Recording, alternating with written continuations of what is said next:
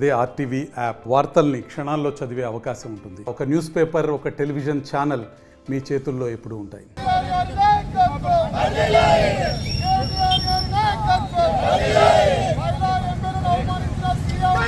గారు ఇచ్చిన పిలుపు మేరకు పరకాల కాన్ఫరెన్స్లో ఈరోజు నిరసన కార్యక్రమము ప్రోగ్రాం చేయడం జరిగింది మా పార్టీ తరఫున.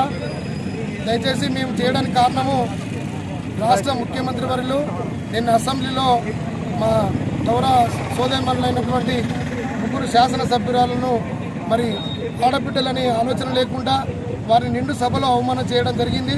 మరి రాజ్యాంగబద్ధంగా ఉన్నటువంటి అసెంబ్లీలో మరి ఒక శాసనసభ్యులను మహిళా సోదరిమణులను మనమందరూ కూడా మహిళలను ప్రోత్సహించాల్సింది పోయి వాళ్ళు నిండు సభలో అవమానించడము చాలా బాధాకరం. కాబట్టి ముఖ్యమంత్రి గారు మరియు డిప్యూటీ సీఎం గారు వెంటనే క్షమాపణ చెప్పాలని సందర్భంగా మేము డిమాండ్ చేస్తున్నాం. బీఆర్ఎస్ ఎమ్మెల్యేల పట్ల గౌరవ సీఎం గారు అసభ్యకరంగా ప్రవర్తించినందుకు పరకాలపట్నంలో నిరసన కార్యక్రమము పట్న కమిటీ ద్వారా చేపట్టడం జరిగింది. ఈ కమిటీలో గౌరవ మాజీ మార్కెట్ చైర్మన్ బండి సారంగపాణి గారు, కౌన్సిలర్లు మరి మహిళా కమిటీ పెద్ద ఎత్తున పరకాలపట్న కార్యకర్తలందరూ పాల్గొనడం జరిగింది.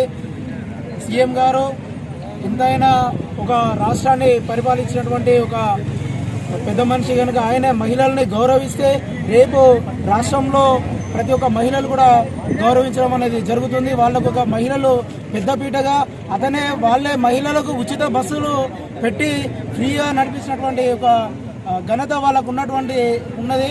అదేవిధంగా వాళ్ళే ఒక చట్ట సభల్లో ఒక అసెంబ్లీలో మహిళల పట్ల అసభ్యకరంగా ప్రవర్తించడం వల్ల ఈరోజు అదే మహిళలు రాబోయే ఎలక్షన్లో బుద్ధి చెప్తారని చెప్పేసి అనుకుంటున్నాము.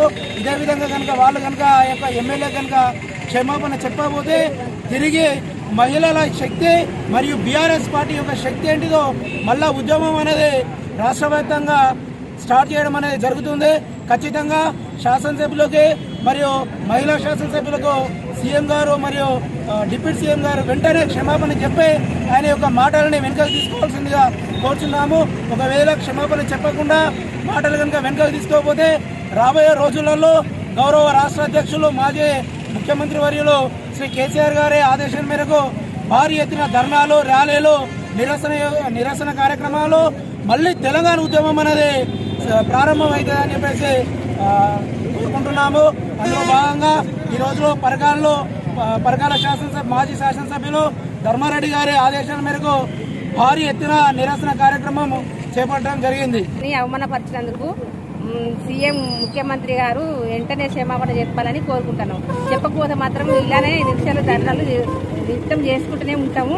ఖబర్దారు సీఎం గారు. మా ఎమ్మెల్యే గారు సబితా ఇంద్రారెడ్డి గారిని కాంగ్రెస్ ప్రభుత్వం అయిన ఒక ముఖ్యమంత్రిగా ఉన్న రేవంత్ రెడ్డి గారు ఒక మహిళను అవమానించడం చాలా బాధాకరం. అలా అవమానించడం వల్ల వాళ్ళ పతనం అనేది ఇప్పుడే మొదలైంది. ఎప్పుడైతే మహిళను అవమానిస్తారో అక్కడ నుండే వాళ్ళ పతనం మొదలైనట్టుగా మేము అనుకుంటున్నాం. కాబట్టి మీరు వెంటనే బహిరంగ క్షమాపణ చెప్పాలని మా టీఆర్ఎస్ పార్టీ తరఫున మరియు మా మహిళలందరి తరఫున కూడా కోరుకుంటున్నాం. కానీ మా పార్టీ తరఫున మా మహిళల తరఫున మీకు తెలియజేస్తున్నాం. మరిన్ని వీడియోస్ కోసం ఛానల్ ని సబ్స్క్రైబ్ చేయండి. లేటెస్ట్ అప్డేట్స్ కోసం వాట్సాప్ ఛానల్ ని ఫాలో చేయండి. అండ్ లింక్ డిస్క్రిప్షన్ లో ఉంది.